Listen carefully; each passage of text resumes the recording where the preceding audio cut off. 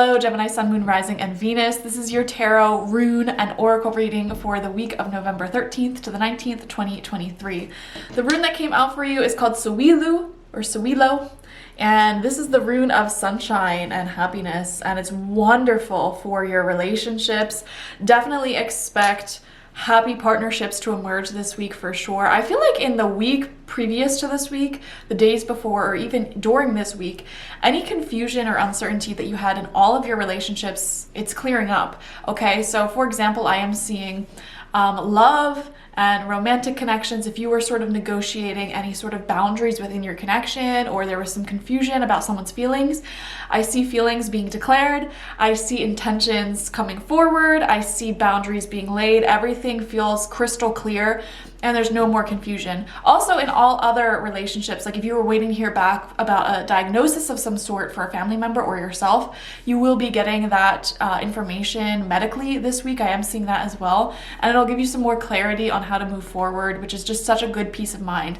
I'm also seeing success in legal affairs. If you're involved in anything legal, any paperwork that you are submitting these past few weeks or the upcoming weeks, I am seeing that it will be going in your favor. It will be accepted in a positive way, something like that.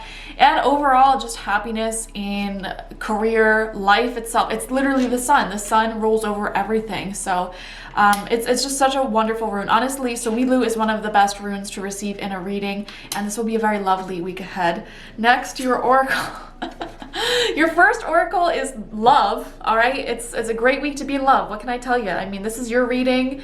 You have so much love coming out for you. I'm seeing committed partnerships, marriages. If you're trying for babies, I'm seeing baby love. I'm seeing even like fun get-togethers with people you enjoy, whether that's like going out to lunch with your coworkers or having a little party, a dinner, a get-together with your favorite people this week. And it says it's not about finding love. You are love itself. Help me, Lord, to send so much compassion and caring to the inner child that I always remember I myself am love.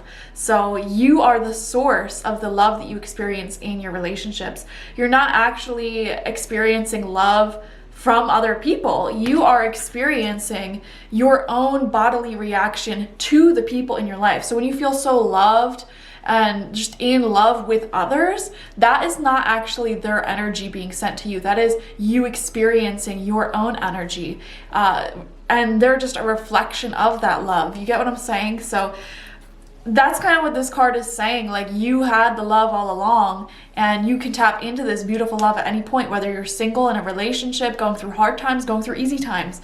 And this week, it's just, there's so much compassion. There's so much just joy coming through because you're taking care of yourself, because you are practicing beautiful self-love. It's being reflected back to you by the universe at this time. And that may be through getting into a serious commitment with someone who you love. That could be through marriage. That could be through even like gifts coming in towards you, or blessings from the universe coming towards you this week. It's all a reflection of your own eternal love. Your message from the moon this week is disseminating moon. Take time to breathe out, Gemini, okay? Take some time this week to just meditate, sleep. One thing I am seeing here in my vision is actually taking time away from your phone. So some of you may have time to relax. You know, we all need time to relax every single day, to decompress every single day, because we're all human. And you may be taking that time in front of a screen, okay? So like, let's just say you work all day long and your brain is just fried, you just need to relax, and then you go sit in front of the TV or sit on your phone. Spirit is saying that is not a good way to relax because you're actually not taking a break. I mean, mentally, your mind is being so stimulated by all the lights, colors, information that you're getting from this screen.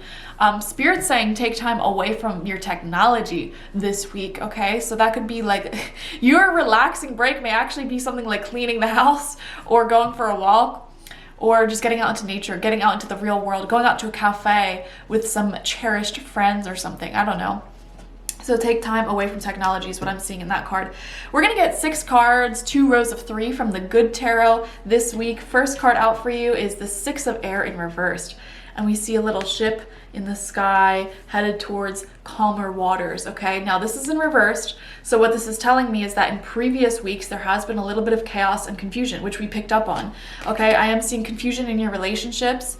and friendships, not knowing someone's feelings for you, where you stand, or where this is headed. And like I said, I just feel like that's getting resolved this week. This could also be not having answers in your family or in different people in your life. Like someone might be fighting for like legal battles or custody. There may be some people that you know who are having some mystery medical issues, and not knowing what these things are causes some anxiety. So I am seeing something like that wherever it applies in your life, not having the answers, not having that stability. And I am seeing this week a lot of that stability may be rolling in for you, but the first card out usually depicts to me what you've been dealing with and the energy that you sort of carry into the beginning of this week. Second card out is the Five of Fire. Okay. Yeah, this may be you and people around you not really listening to each other, seeing eye to eye, and it's right next to that Six of Air reversed. So there may have been some tension, some unknowns in your relationships, as we just pointed out. Third card out, Queen of Earth in reversed. Okay, you may be dealing with an older female or woman. They could be an earth sign, Taurus, Virgo, Capricorn, but they don't have to be.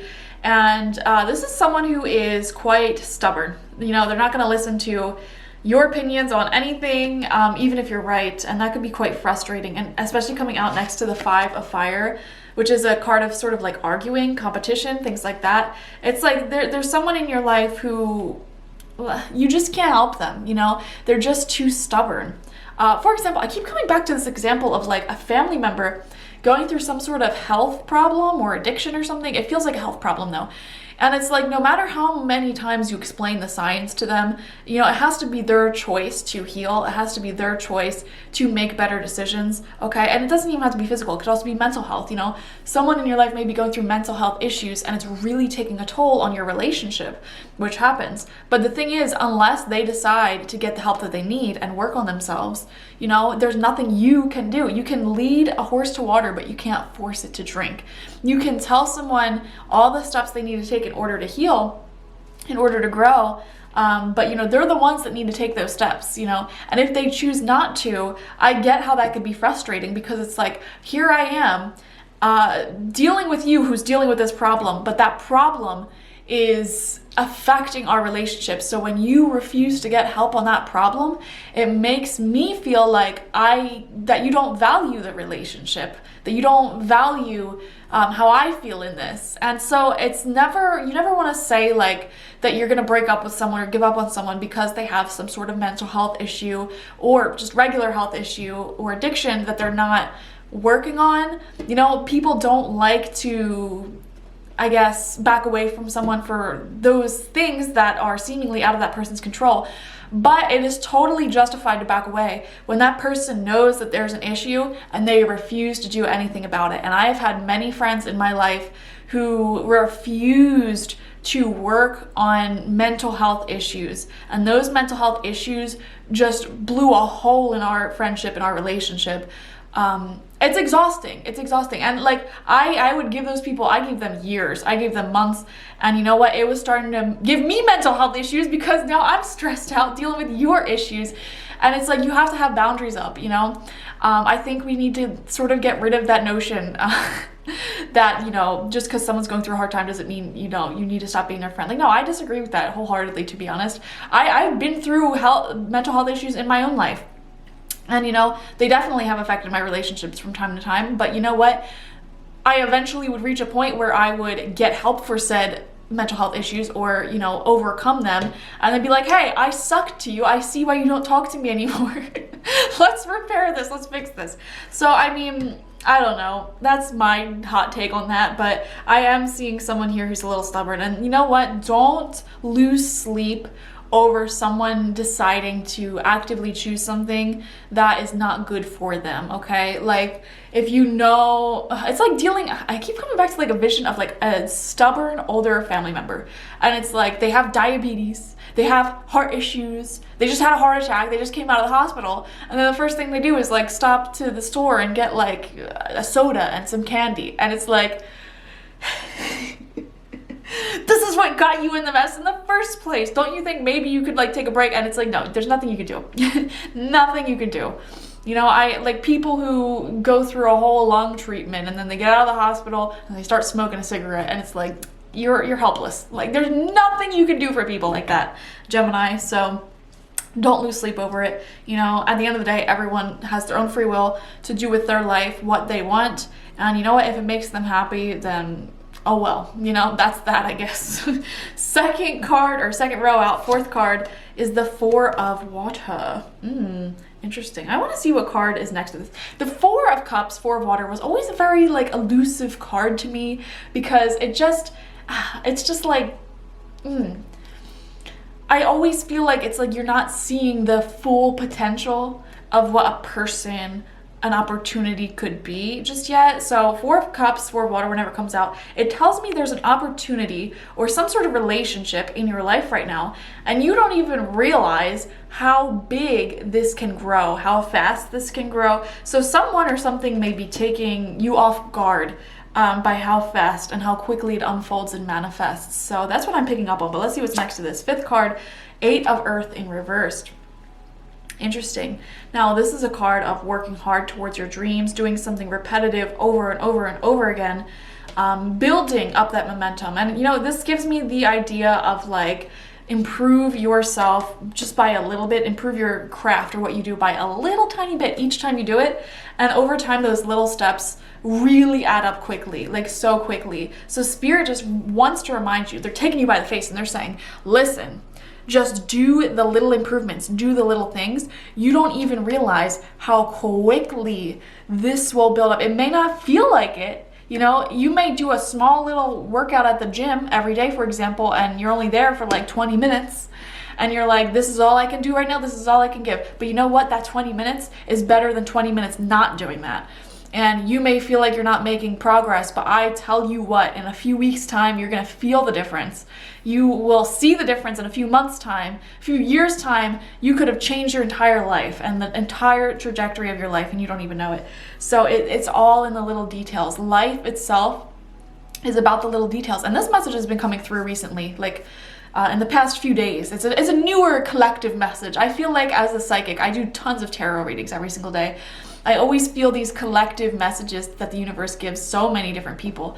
And this newer one that's coming through is Spirit, I feel like, is trying to get people to focus on the little details of life. Kind of like in The Lord of the Rings, the whole concept of that book was that the hobbits only cared about the little beautiful magical things in life, like food, friends, etc. And that is why they were harder to corrupt with the evil powers of the rings.